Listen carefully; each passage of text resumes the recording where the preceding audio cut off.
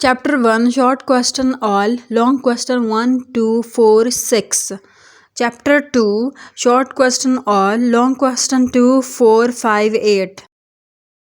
Chapter 3 Short question all, question 1, long question 1, 2, 3, 6 and 7.